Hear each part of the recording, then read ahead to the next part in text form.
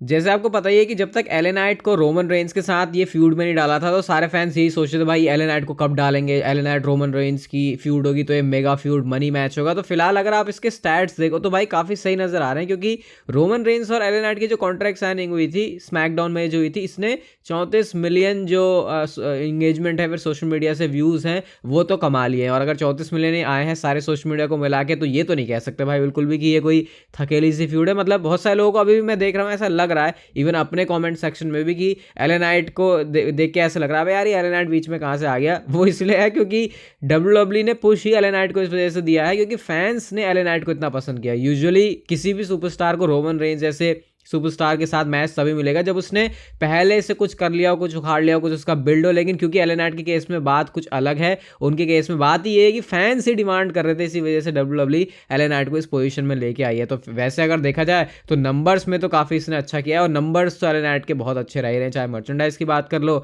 चाहे ratings viewership की बात कर लो। जब भी वो शो पर होते हैं तो एटलीस्ट अभी फिलहाल के लिए तो डब्ल्यूडब्ल्यू के लिए जो मामला वो सही चल रहा है। लेकिन एक्सपेक्टेड है कि क्राउन जूल में शायद रोमन रेंस और एले नाइट की जो फ्यूड है वो खत्म हो जाएगी। फिलहाल करंटली जो प्लान है उसको देख के तो कुछ ऐसा ही लग रहा है। अगली स्टोरी जॉन सीना से रिलेटेड है। तो भाई सबसे पहले तो आप जॉन सीना की सिर्फ इस पिक्चर को देखो जो स्मैकडाउन से है, और यहाँ पे वो थोड़ा सा ना ऐसे वो नहीं हो जाता इमोशनल से कि यार मैं तुम्हारा सपोर्ट और रिस्पेक्ट खो रहा हूँ क्योंकि मैं मैचेस हार रहा हूँ, ऐसा कुछ कहने का मतलब होता है। इसका मतलब मैं आपको ये नहीं बताना चाह रहा कि जॉन सीना ने क्या कहा। अब इस पिक्चर के बाद आप इस पिक्चर को देखो जो कि सीएम पंक की है। और भाई ये जो फोटो है जॉन सीना की, ये ट्विटर पर इसी तरीके से वायरल हो रही है कि अरे क्या एक और हिंट हमको मिला है, जहां पे डब्ल्यूडब्ल्यू ये बताने की कोशिश कर रही है कि भाई देखो सीएम पंक का ये फिर से हिंट है। मंडे नाइट रॉ में हमने लगातार काफी सारे जो हिंट्स हैं उसको देख ही लिया है। स्मैकडाउन में भी कहीं ना कहीं जैसे जॉन बॉय करके बोला था रोमन रेंस ने, और अब जॉन सीना की तरफ से खुद एक ऐसा टीज। तो मुझे पता है आप लोग बहुत ज्यादा पक चुके हो सीएम पंक की बातें सुन के, लेकिन अब भाई ये तो चलती रहेंगे सर्वाइवर सीरीज तक। तब तक नहीं आया तो फिर भाई नेक्स्ट स्टॉप रॉयल रंबल, तब तक भी नहीं आए तो फिर वही है कि चादर डाल के सारे लोगों को सो जाना चाहिए। नेक्स्ट स्टोरी है लेंस एनओआई से रिलेटेड। तो आपको पता होगा काफी टाइम पहले ये डब्ल्यूडब्ल्यू के अंदर भी थे, मतलब एक बहुत ही शॉर्ट अपीयरेंस के लिए थे, मंडे नाइट रॉ में आए थे, 1-2-3-4 हफ्ते के लिए आए थे, 1-2 हफ्ते के लिए आए थे, ऐसा कुछ था।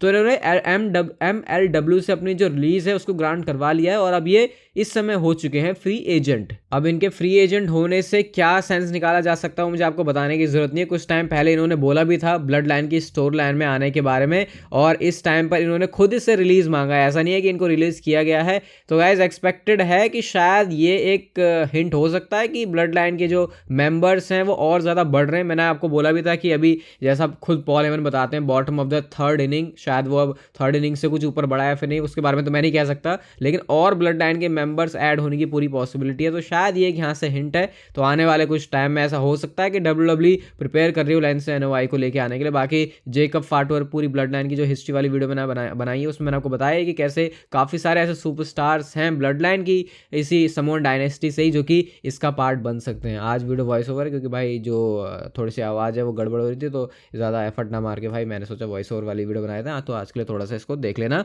अब बात करते हैं गाइस एले नाइट और रोमन रेंस के मैच के बैटिंग ऑड के बारे में जो कि निकल के आ चुके हैं क्राउन जूल के लिए। और अगर इस ऑड के अंदर मैं आपको सीन बताऊं तो भाई जहां भले ही बातें चल रही हो कि यार एले नाइट बहुत बड़ा सुपरस्टार है वो जीत सकता है, लेकिन बहुत बड़े मार्जिन से रोमन रेंस फेवरेट हैं इस समय कि वो क्राउन जूल में अपनी चैंपियनशिप को सक्सेसफुली रिटेन कर लेंगे। और एले नाइट नहीं जीतने वाले छोड़ो, उनका कोई चांस ही नहीं बनने वाला। इतना बड़ा मार्जिन है रोमन रेंस और एले नाइट के जो ऑड है उसमें। और एक ये होना भी था क्योंकि रोमन रेंस के सामने जो भी आएगा भाई वो बहुत बड़ा अंडरडॉग ही होगा, क्योंकि इस पॉइंट पर तो कोई भी एक्सपेक्ट कर नहीं रहा। चलो रेसलमेनिया वाली डेट होती तो मानते भी कि शायद रोमन रेंस के पास से चैंपियनशिप जो है वो जा सकती है, लेकिन फिलहाल अभी ऐसा कुछ सीन है नहीं। नेक्स्ट स्टोरी की तरफ गाइस हम लोग चलते हैं। निक ऑल्डेज अभी आ चुके हैं डब्ल्यूडब्ल्यू कंपनी में, आपको पता ही है। वैसे वन शॉट चैनल पर क्रिकेट की वीडियो भी आ चुकी है जो कल मैच हुआ था इंडिया और इंग्लैंड के बीच में, तो उसको जाके आप लोग देख सकते हो थोड़ा फन और एंटरटेनमेंट के साथ। निक ऑल्डेज के बारे में बात कर रहा था तो इन्होंने एग्जैक्टली बताया कि ये डब्ल्यूडब्ल्यू में आए कैसे। उन्होंने कहा कि मैंने खुद से ट्रिपल एच को अप्रोच किया था, और जब मैंने उनसे बात करी तो मुझे थोड़ा सा इन्होंने वेटिंग पीरियड में डाला, और जब तक मैं वेटिंग पीरियड में था तब तक मैंने इम्पैक्ट में थोड़ा सा जाके काम किया, और जैसी अपॉर्चुनिटी मिली सबसे पहले मैं बैक से प्रोड्यूसर हायर हुआ, और उसके 2 महीने के बाद अब मुझे ऑन स्क्रीन टैलेंट या फिर डब्ल्यूडब्ल्यू में जनरल मैनेजर का रोल मिल चुका है। तो निक ऑल्डेज ने कुछ ऐसे से बताया। अगर आपको निक ऑल्डिस के बारे में नहीं पता तो भाई ये काफ़ी तगड़े वाले रेसलर भी हैं। आपने अगर इनको बाकी प्रमोशन के अंदर WWE से पहले देखा ही होगा मेरे ख्याल से, तो ये आप अच्छे से वाकिफ हो गए। इनकी फिजिक भी बहुत अच्छी है। मैं तो अभी उस दिन का वेट कर रहा हूँ कि कब इनको अपना सूट उतारने का मौका मिलेगा और इनकी फिजिक फैंस को दिखेगी, क्योंकि मुझे पता है जो लोग सिर्फ WWE का कंटेंट देखते हैं, जब वो इनकी फिजिक देखेंगे तो उनको लगेगा अरे भाई साहब इसको काहे को जनरल मैनेजर बना के बैठाया तुमने, इसको तो लड़वाओ भाई रोमन रेंस के साथ, इसको मैच दे दो सीधा तुम किसी बड़े बड़े स्पॉट के लिए। नेक्स्ट स्टोरी WWE के इवेंट से रिलेटेड है, बड़े शोज से रिलेटेड। और गाइस डेव मेल्टजर ने ये रिपोर्ट किया कि इस समय WWE समर स्लैम को होस्ट करने के लिए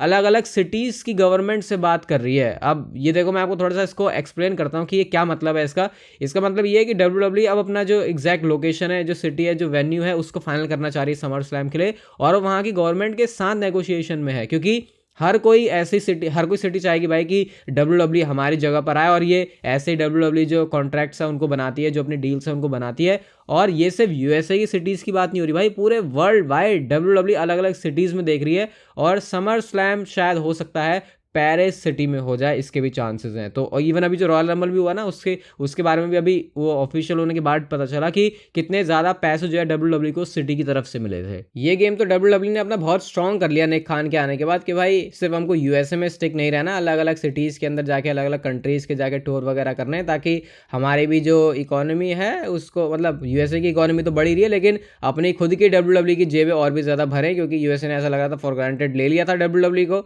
बट अब सिचुएशन थोड़ी सी बदलती हुई नजर आ रही है। फाइटफुल रेसलिंग का आप लोग ये ट्वीट देखो जो कि इस समय बहुत ज़्यादा वायरल भी हो रहा है ट्विटर पे, जहाँ पे रिया रिप्ले का ट्रांसफॉर्मेशन है पिछले कुछ सालों में, जब उनके जो बाल है पहले लंबे होते थे, उसके बाद उन्होंने अपना ये मामी वाला इतना तगड़ा वाला जो ट्रांजिशन है उसको लिया है। किसी एक ने यहाँ पर लिखा था मदर टू मामी, ऐसा करके उन्होंने इसको कोट करके लिखा था। ये तो बहुत सारे लोग कहते हैं यार रिया रिप्ले का पहले वाला लुक सही था, भले ही वो लुक कैसा भी था, लेकिन कैरेक्टर की बात करो तो भाई अभी वाला जो उनका कैरेक्टर चल रहा है, स्पेशली अगर सही में देखना हो ना तो लाइव इवेंट की उनकी क्लिप्स वगैरह देखना, वो बड़ा मस्त और सही सीन होता है वहाँ पे कि कैसे वो कैरेक्टर को एक्चुअल में एंजॉय कर रही है। और जब बंदा या बंदी जो काम कर रहा है या फिर कर रही है उसको एंजॉय करना शुरू कर देती है, तो उसका जो आउटकम है, जो प्रोडक्ट है, वो बेस्ट ही निकल के आता है। रिकोशे एंड समंथा के बारे में बात करते हैं गाइस। तो आपको पता ही है रिकोशे के बारे में ये कहते हैं कि भाई उस बंदे में इतना कैरिज्मा नहीं है, वो सिर्फ हाई फ्लाइंग एक्शन कर सकता है, बाकी तो उसमें ऐसा कुछ खास है नहीं, इसलिए आज तक वो कभी टॉप पर पहुंचा नहीं। तो इन सारी बातों का जवाब समंथा इरविन ने खुद दिया। उन्होंने कहा कि रिकोशे के पास कैरिज्मा की कमी नहीं है, कमी है उसको अपॉर्चुनिटीज़ उतनी नहीं मिलती जितनी उसको मिलनी चाहिए, और अगर उसको उतनी अपॉर्चुनिटीज़ मिली तो फिर देखो वो क्या करके दिखा सकता है। समंथा ने ये बोला कि रिकोशे कभी भी किसी काम से पीछे हटता नहीं है। मतलब अगर तुम उसको कोई चीज़ बोलोगे ना जो आज तक कभी WWE में नहीं हुई,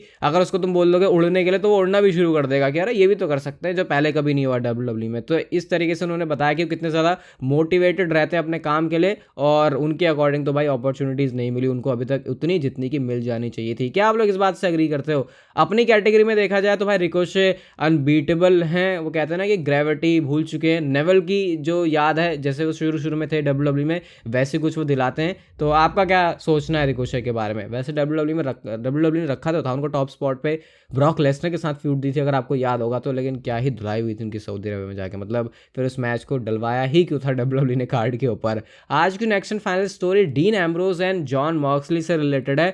तो भाई एक बड़ी इंटरेस्टिंग बात डीन एम्ब्रोज ने रिवील करी जब वो WWE से बस जा ही रहे थे। उन्होंने बोला कि वो टाइम मेरे लिए बहुत ही ज़्यादा क्रेजी था, क्योंकि मेरे को तो WWE कंपनी से जाना ही था और मेरा ऐसा कोई प्लान नहीं था कि मैं AEW कंपनी में ही जाऊंगा। अगर AEW कंपनी ना होती तो जॉन मॉक्सली के क्या प्लान्स थे, डीन एम्ब्रोज के क्या प्लान्स थे, वो कह रहे थे मुझे नहीं पता मैं क्या करता, मास्क पहन के मैक्सिको में लड़ता, पार्किंग लॉट में लड़ रहा होता, इधर उधर इंडी शोज में भटक रहा होता, मुझे नहीं पता, लेकिन मेरा तो काम था ही कि मैं अब इस कंपनी से जाने वाला हूँ। अलग अलग जगह पर जाकर, जापान पर जाकर, कहीं भी मैं कुछ करता, लेकिन मैं कुछ करता, मुझे फर्क नहीं पड़ता कि मेरे बारे में बात हो रही है, फिर मैं टीवी पे देख रहा हूँ, ऐसा भी कहना था उनका। यहाँ पे आप ये जो पूरा ट्वीट है उसको यहाँ से पढ़ सकते हो। तो ये कुछ जॉन मॉक्सली ने बातें रिवील करी भाई, और मतलब बंदा तो बिल्कुल ही क्रेजी सही है कि चलो कुछ भी हो जाए भाई, मैंने जो सोच लिया अब वो मुझे करके ही रहना है। इस समय गाइस अभी आपको स्क्रीन पर दिख रही होगी पंच शॉट करके चैनल की वीडियो, उसको जाके अभी जरूर देखना। ये वीडियो गाइस अगर आपको अच्छी लगी तो like share subscribe and notification bell को ऑन कर दो, and I will see you guys in my next video.